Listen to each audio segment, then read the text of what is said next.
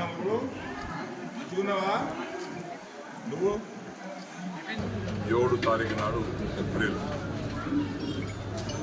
బాన్స్వాడ నియోజకవర్గంలో గల నసరాబాద్ మండలంలో కొన్ని గ్రామాలలో, బీర్పూర్లోని కొన్ని గ్రామాలలో, బాన్స్వాడకు దగ్గర ఉన్నటువంటి కొన్ని గ్రామాలలో కల్తీ కళ్ళు తాగటం వల్ల దాదాపు 60 మంది అస్వస్థతకు గురయ్యారు. ఆ తాగినటువంటి వ్యక్తులు ఆ మత్తులో విపత్కరమైనటువంటి పరిస్థితిలో వారిని ప్రభుత్వ యంత్రాంగం, excise department, revenue department, police department వెంటనే స్పందించి ఏ గ్రామాలలో ఈ కల్తీ కళ్ళు తాగి అనారోగ్యానికి గురయ్యారో గుర్తించి వారిని వెంటనే బాన్స్వాడ ఏరియా ఆసుపత్రికి తరలించారు.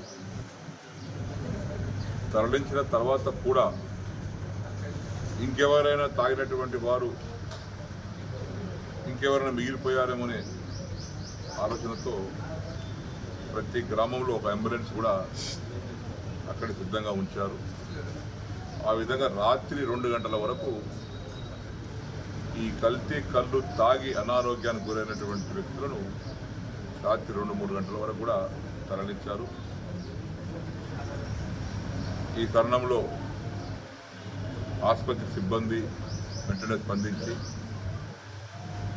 తగు వైద్యాన్ని ప్రారంభించారు.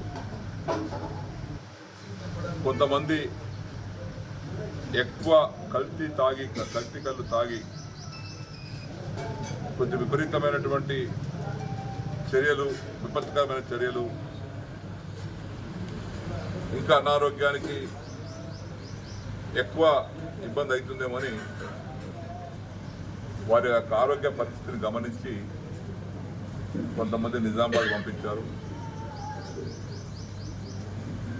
దాదాపు నిజామాబాద్కి వెళ్ళినటువంటి 13-14 మంది పేషెంట్లు కూడా అక్కడ వైద్యం పొందుతున్నారు ప్రభుత్వ ఆసుపత్రుల్లో. మరొక 2-3 వారి అవసరాల నిమిత్తం, వైద్య నిమిత్తం కామారెడ్డి కూడా ఇప్పుడే తరలించారు. అయినప్పటికీ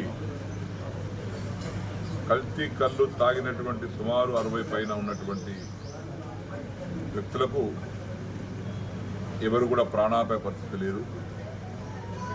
డాక్టర్లు తగు చర్యలు తీసుకోవటం వల్ల, సిబ్బంది వెంటనే స్పందించడం వల్ల వారికి ఎలాంటి ప్రమాదం లేకుండా కాపాడగలిగారు. దానికి తోడుగా స్థానిక నాయకులు బాలరాజు గారు వెంటనే అందుబాటులో ఉండి వారు వెంటనే స్పందించి ఆసుపత్రికి వచ్చారు. సబ్ కలెక్టర్ గారు కూడా, కిరణ్మయ్య గారు కూడా మరి ఎక్కడో ఉంటే సమాచారం తెలుసుకొని పరిగెత్తుకొచ్చి పరిస్థితిని గమనించి పర్యవేక్షించి తగు సలహాలు, తగు సూచనలు, తగు ఆదేశాలు సంబంధిత అధికారులకు ఇచ్చారు. అంటే అనుకోకుండా జరిగినటువంటి సంఘటన కాబట్టి వారు టూర్లో ఉన్నారు సబ్ కలెక్టర్ గారు. నేను నిన్ననే సాయంత్రం 3:30 బయలుదేరి 6:30కు నేను హైదరాబాద్కి చేరుకున్నాను. ఎందుకంటే నాకు కూడా 12 రోజుల నుంచి అనారోగ్యం ఉంటే, జలుబు, కళ్ళ నొప్పి ఉంటే ఈరోజు వైద్యం చేయించుకుందామని హైదరాబాద్ వెళ్ళాను. నేను వెళ్ళిన 15 నిమిషాలకు ఫోన్లు వచ్చింది. వెంటనే బాలరాజు గారితో మాట్లాడాను, డాక్టర్ గారితో మాట్లాడాను, ఎక్సైజ్ సూపరింటెండెంట్ గారితో మాట్లాడాను. అధికారులతో మాట్లాడి ఇక్కడ పరిస్థితిని బేరీజ్ వేసుకొని ఈరోజు అందరిని పరామర్శిద్దామని ఇక్కడికి నేను కూడా రావడం జరిగింది. ఇవందరి ప్రతి బెడ్ దగ్గరికి వెళ్ళి వాళ్ళందరూ పలకరించాం. ఇక్కడ స్థానిక నాయకులు, లోకల్ నాయకులు మా వాళ్ళందరూ ఇక్కడ ఉన్నారు. ఇక్కడ ఉన్నట్టు మంచి అలవాటు ఏంటంటే మా వాళ్ళందరూ హోదాలకు అతీతంగా, పదవులకు అతీతంగా ఏదైనా ప్రమాదకరమైన సంఘటనలు యాక్సిడెంట్ జరిగితే సమయానికి మేము ఉన్నా లేకపోయినా వారు వచ్చి పేషెంట్ దగ్గర కూర్చుండి వారి ధైర్యము ఇతర అవసరాలు ఉంటే అవసరాలు కూడా తీరుస్తారు. ఎందుకంటే ఆ సమయంలో సమయంలో బాధాకరంగా ఉన్నప్పుడు వారికి సపోర్ట్ చేయడము, మానసికంగా వారిని ధైర్యంగా చెప్పడం అనేది ముఖ్యం. కాబట్టి మా వాళ్ళందరూ కూడా వచ్చారు. ఇప్పుడు అందరు ఇక్కడ ఈ సహాయ కార్యక్రమాలు పాల్గొంటూ ఉన్నారు. సబ్ కలెక్టర్ గారు కూడా ఉదయాన్నే మళ్ళీ వచ్చి వారు కూడా ఆసుపత్రిని పర్యవేక్షిస్తున్నారు. మరి విజయలక్ష్మి గారు, సూపరింటెండెంట్ గారు వారి ప్రత్యేక పర్యవేక్షణలో కార్యక్రమం వైద్యం కొనసాగుతూ ఉంది. కాబట్టి ఎక్సైజ్ డిపార్ట్మెంట్ వారికి నా విజ్ఞప్తి, వెంటనే దీని కారకులైనటువంటి వ్యక్తుల మీద కఠినంగా చర్య తీసుకోండి. ఎవరిని కూడా ఉపయోగించకండి. ఏ ఒత్తిడి వచ్చినా దాన్ని పక్కన పడేసి ప్రజల ప్రాణాలు ముఖ్యం, ప్రజల యొక్క ఆరోగ్యం ముఖ్యం. కాబట్టి గట్టి చర్య తీసుకోవాల్సిందిగా ఎక్సైజ్ డిపార్ట్మెంట్ వారిని కూడా నేను కోరుతా ఉన్నాను.